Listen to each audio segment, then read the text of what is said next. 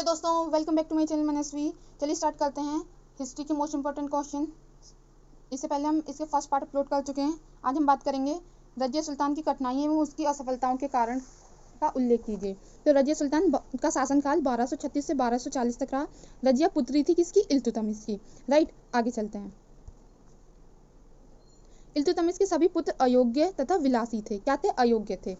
रजिया में ही इल्तुतमिश के जितने भी पुत्र पुत्री थे उनमें से सिर्फ रजिया ही ऐसी थी जिसमें एक शासक के सभी गुण थे। राइट, इल्तुतमिश की मृत्यु हो और इल्तुतमिश की इच्छा थी कि रजिया ही उसकी आने वाली सुल्तान बने। बट इल्तुतमिश की मृत्यु के बाद जो वहाँ के अमीर तुर्क थे उन्होंने सुल्तान की इच्छा का मान न रखते हुए उसके अयोग्य पुत्र रुकनुद्दीन फिरोज शाह को दिल्ली की गद्दी पर बैठा दिया। लेकिन वो इतना अयोग्य था कि फिरोज शाह की मृत्यु हो गई। राइट, वेट करिए एक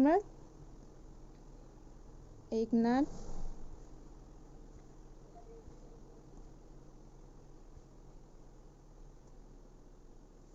वो इतना अयोग्य शासक था कि फिरोज शाह की मृत्यु होगी और रजिया 1236 ईस्वी में रजिया सुल्तान बनी। राइट, अब देखते हैं रजिया की असफलता या पतन के क्या कारण थे। रजिया की निरंकुश था।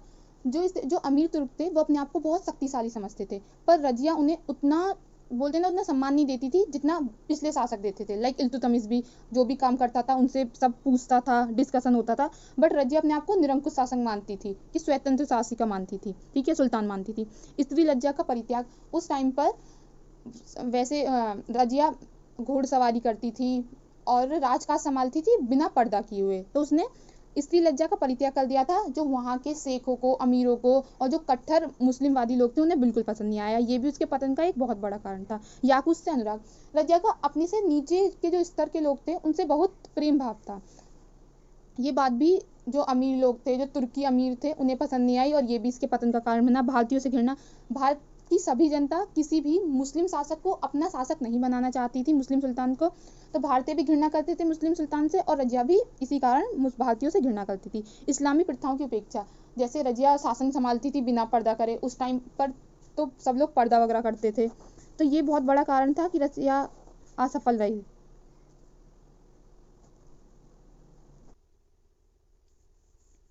तो इस्लामी प्रथाओं की उसने उपेक्षा की। तो इसी पर प्रोफेसर ए के निजामी ने उसकी प्रशंसा करते हुए लिखा है कि इस बात से इनकार नहीं किया जा सकता कि वह इल्तुतमिश के जो उसके जितने भी उत्तराधिकारी थे उनमें सबसे श्रेष्ठ थी। अब आगे चलते हैं। रजिया सुल्तान की राजनीति। अब रजिया सुल्तान की राजनीति देखते हैं। रजिया ने अपनी दूरदर्शिता, कूटनीति तथा योग्यता से अपनी कठिनाइयों पर विजय प्राप्त की। रजिया ने अपने विश्वास के लोगों को ऊंचे पद पर नियुक्त किया। जैसे उसने मलिक सलारी और कबीर खां को बड़ी जागीरें देके अपना समर्थक बना लिया। उसने रणथंभौर के राजपूतों को भी पराजित किया। ऐसे ये सब उसकी नीतियां रहीं। उसका अंत कैसे हुआ?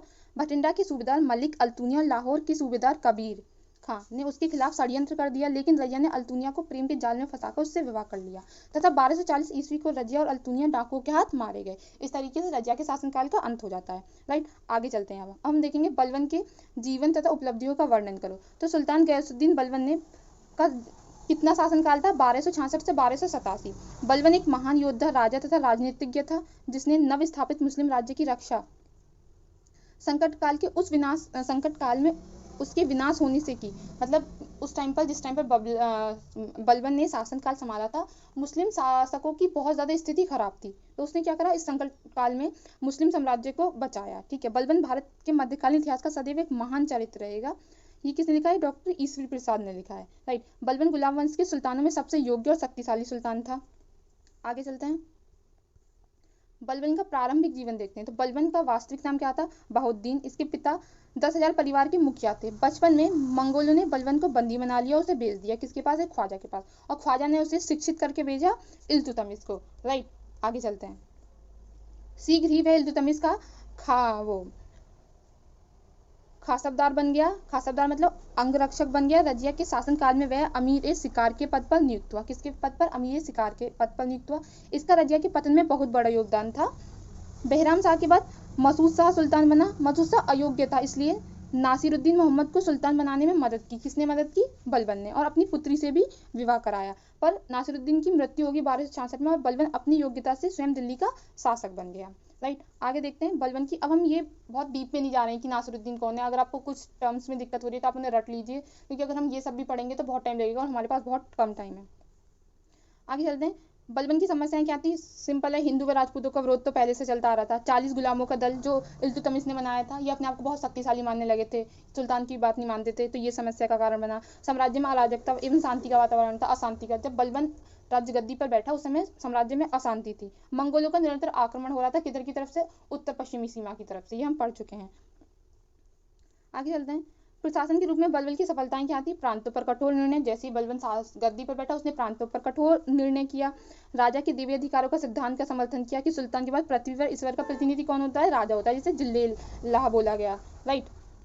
आगे चलते हैं। 40 गुलामों के दल का विनाश कर दिया बलबन ने। गुप्तचर विभाग का भी संगठन किया, ये बहुत अच्छा कार्य किया। सेना को सुव्यवस्थित करा बलबन ने, जो अव्यवस्थित हो गई थी। मंगोलों के आक्रमण के विरुद्ध सुरक्षा कार्य किए, कि जो मंगोलों के रास्ते में पड़ने वाले दुर्ग को बनवाया। आप ये सब हेडिंग्स आप इन सब में लिख सकते हैं। और जितने पुराने दुर्ग थे उनकी मरम्मत करवाई, ये सब किया। विद्रोह का दमन किया। दोआब के मेवातियों का दमन किया। दोआब में हिंदू लुटेरे जो दिल्ली के आसपास के क्षेत्रों के व्यापारियों को लूट रहे थे, उनका दमन किया। कटेहर के विद्रोहियों का दमन किया। तुगरिल बेग के विद्रोह का दमन किया। बलबन ने की वृद्ध अवस्था में के समय बंगाल के सूबेदार कौन था?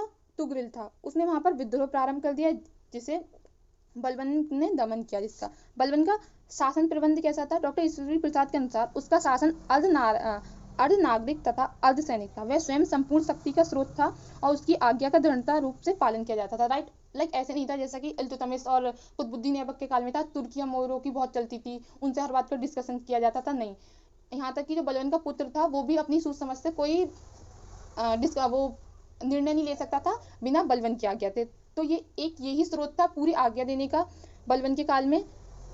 आज के लिए सिर्फ इतना ही।